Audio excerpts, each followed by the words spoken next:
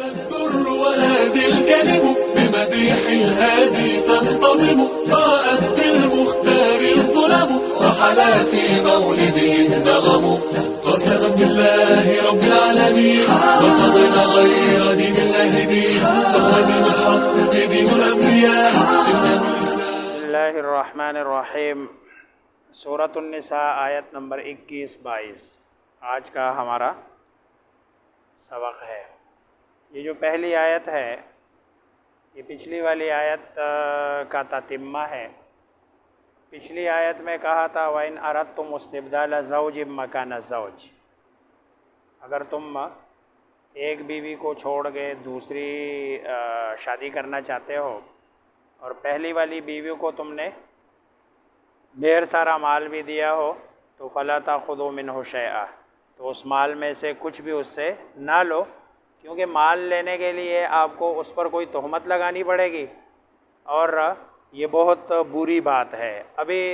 مرد کو دوبارہ شرم دلائی جا رہی ہے کہ وَكَيْفَ تَأْخُذُونَهُ، سوالیہ انداز میں کہ بھئی تم کیسے اس سے وہ مال لے سکتے ہو، وَقَدْ أَفْضَىٰ بَعْضُكُمْ إِلَىٰ بَعْضٍ، حالانکہ تم اس کے ساتھ خلوت میں رہ چکے ہو، یعنی تم نے اس سے فائدہ اٹھا لیا ہے۔ اب فائدہ اٹھانے کے بعد یہ جو مال جو تم نے دیا تھا مہر کی صورت میں وہ تو اس فائدے کا بدل تھا، اور بدل آپ نے لے لیا اس سے، اس لیے جو نا آپ اس کا بدل اور مہر کی صورت میں جو تم نے دیا ہے وہ واپس لے رہے ہو، تو وَكَيْفَ تَأْخُذُونَهُ، گویا کہ یہ مرد کے غیرت اور حمیت کے بھی خلاف ہے کہ بھئی ایک دفعہ بیوی کو مہر دے دیا، اس سے فائدہ اٹھا لیا، اب طلاق کی صورت ہے یا جدائی کی صورت ہے اور وہ اس سے مہر واپس لینے کی کوشش کر رہا ہے۔ وَأَخَذْنَ مِنْكُمْ، اور انہوں نے لیا تھا تم سے میثاقاً غلیظا، پختہ وعدہ، پختہ عہد۔ جب نکاح ہو رہا تھا تو نکاح کے وقت بھی یہی کہا گیا تھا کہ بھئی یہ تمہیں فلاں کے نکاح میں دیا جا رہا ہے اور اتنے مہر کے عوض، اور تم نے کہا تھا، قبول کر لیا تھا اتنے سارے لوگوں کے سامنے کہ ہاں اتنے مہر کے عوض میں اس کو اپنے نکاح میں قبول کر رہا ہوں، تو انہوں نے آپ سے وعدہ بھی لیا تھا، عہد بھی لیا تھا، اور اب تم ان سے ان کا مال جو آپ نے دیا ہے مہر کی صورت میں یہ لے رہے ہو، گویا کہ یہ مرد کی غیرت اور حمیت کے بھی خلاف ہے۔ ابزا کے اصل میں معنی ہوتے ہیں یہ جو نا عورت کا مرد کے پاس چلے جانا۔ اب وہ چلے جانے کی دو صورتیں ہیں، یا تو یہ ہے کہ عورت نے اپنا آپ سپرد کر دیا، مرد نے فائدہ نہیں اٹھایا، اور دوسری صورت یہ بھی ہے کہ اس نے اس سے مباشرت کر لی۔ ان دونوں صورتوں میں مہر پورا کا پورا عورت کا ہوتا ہے، اس میں ایک دیلا بھی شوہر کو واپس نہیں کیا جاتا۔ ہاں اگر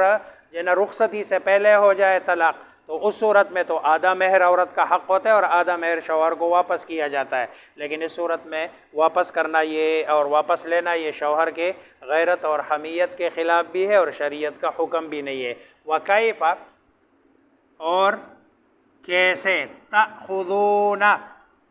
تم لے سکتے ہو اس مال یعنی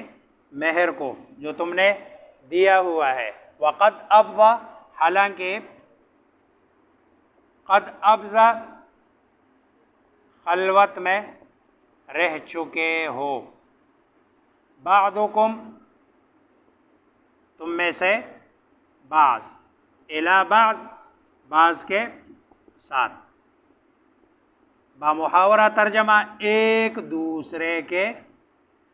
ساتھ۔ اب ایک دوسرے کے ساتھ خلوت میں رہنے کے بعد بھی تم اس سے فائدہ اٹھا چکے تو کیسے تم اس سے وہ مہر کی صورت میں جو تم نے مال دیا ہے وہ لے سکتے ہو۔ وَأَخَذْنَا، اور لیا تھا انہوں نے یعنی خواتین نے، منکم، تم سے، میثاقاً، وعدہ، عہد، اور غلیظہ اصل معنی تو اس کا ہوتا ہے گاڑھا، اور یہاں معنی کیا ہے، یعنی گاڑھا وعدہ، وعدہ گاڑھا ہو جائے تو اس کا مطلب ہے پختہ وعدہ۔ اگلی جو آیت ہے وَلَا تَنْكِحُوا مَا نَكَحَ آبَاؤُكُم مِّنَ النِّسَاء، زمانہ جاہلیت کے ایک برے تصور اور ایک برے عمل کو منع کیا جا رہا ہے، اور وہ کہ زمانہ جاہلیت میں اگر کسی آدمی کے باپ کا انتقال ہو جاتا تھا تو اس کا جو بیٹا ہوتا تھا وہ اپنی سوتیلی ماں سے، جیسے کہ اس کا مال اپنے قبضے میں لے لیتا تھا، تو اپنی سوتیلی ماں سے بھی نکاح کرتا تھا، اور اس نکاح کو زمانے جاہلیت میں جائز سمجھا جاتا تھا۔ اللہ تبارک و تعالی نے منع کر دیا، اسلام نے آ کر منع کر دیا، اور اس کو کہا کہ یہ تو بڑی بے حیائی والی بات ہے، اور یہ تو غضب والی بات ہے، اور ویسے بھی ایسی بات سے کہ اپنے باپ کی بیوی سے نکاح کرنا، یہ تو اس سے تو گن آتی ہے۔ شریعت نے اس کو منع کر کے فرمایا وَلَا تَنْكِحُوا، اور نہ تم نکاح کرو، ما نکح، جس سے نکاح کیا، آباؤکم، تمہارے آباؤ اجداد، چاہے باپ ہے چاہے دادا ہے، من النساء، عورتوں میں سے، الا ما قد سلف، مگر وہ جو گزر چکا، جو پہلے ہو چکا اس کا گناہ نہیں ہے، کیونکہ ظاہری بات ہے حالت زمانے جاہلیت میں ہوا، حالت کفر میں ہوا تو اس کا گناہ نہیں ہے، لیکن اس کا یہ مطلب نہیں ہے اب بھی اگر اسلام لانے کے بعد، اس حکم کے بعد، اگر کسی کے نکاح میں اس کے ماں کی بیوی موجود ہے، اپنی ماں نہیں ہے، اپنی ماں تو اس سے کوئی بھی بندہ نکاح کا تصور نہیں کر سکتا، یعنی ماں اپنی نہیں ہے، جو نا اپنے والد کی بیوی ہے، جو جس کو سوتیلی ماں کہتے ہیں، جو ہو چکا ہے، جو پہلے مر چکے ہیں، چلے گئے ہیں، وہ تو ختم، لیکن اب اگر کسی کے نکاح میں ہے تو وہ نکاح بھی کیا ہو جائے گا؟ ختم۔ انہو کان فاحشہ، بے شک ہو یہ نکاح، یعنی ماں سے، گویا کہ سوتیلی ماں سے نکاح، کانا ہے، فاحشہ، بے حیائی، و مقتا، اور غضب کی بات، غصے کی بات، وساء سبیلا، اور برا راستہ ہے، ساء برا راستہ، دیکھو تین لفظ استعمال کیے ہیں، فاحشہ، مقتا اور ساء سبیلا۔ فاحشہ یہ عقل کے اعتبار سے بھی دیکھو بے حیائی ہے کہ ماں یعنی جو باپ کے نکاح میں تھی اس سے نکاح کرنا، تو عقلی طور پر یہ فاحشہ۔ مقتا گن، عرف میں بھی مطلب ہے اس بات کو کتنا برا سمجھا جاتا ہے، معاشرتی طور پر بھی اس بات کو کتنا برا سمجھا جاتا ہے کہ بھئی کوئی آدمی اپنے باپ کی بیوی سے نکاح کر لے، تو اس کے لیے گویا کہ عرفی طور پر اس کو کہا ہے مقتا، وساء سبیلا، اور برا راستہ ہے گویا کہ شرعی طور پر، گویا کہ یہ عقلی طور پر بھی ناجائز ہے، اور عرفی طور پر بھی برا ہے، اور شرعی طور پر بھی ناجائز ہے، گویا کہ تین برائیاں اس میں جمع ہے۔ وَلَا تَنْكِحُوا مَا نَكَحَ آبَاؤُكُم مِّنَ النِّسَاء، جو نا اسلام تو صاف ستھرا دین ہے، پاکیزگی والا دین ہے، اس میں کم از کم یہ تصور نہیں ہے کہ کوئی بندہ اپنے باپ کی جو نا بیوی سے جو باپ کے انتقال کے بعد اس سے نکاح کر لے۔ وَكَيْفَ تَأْخُذُونَهُ، اور کیسے تم لے سکتے ہو اس مال کو، مہر کو، وَقَدْ أَفْضَىٰ بَعْضُكُمْ إِلَىٰ بَعْضٍ، حالانکہ تم ایک دوسرے کے ساتھ خلوت میں رہ چکے ہو،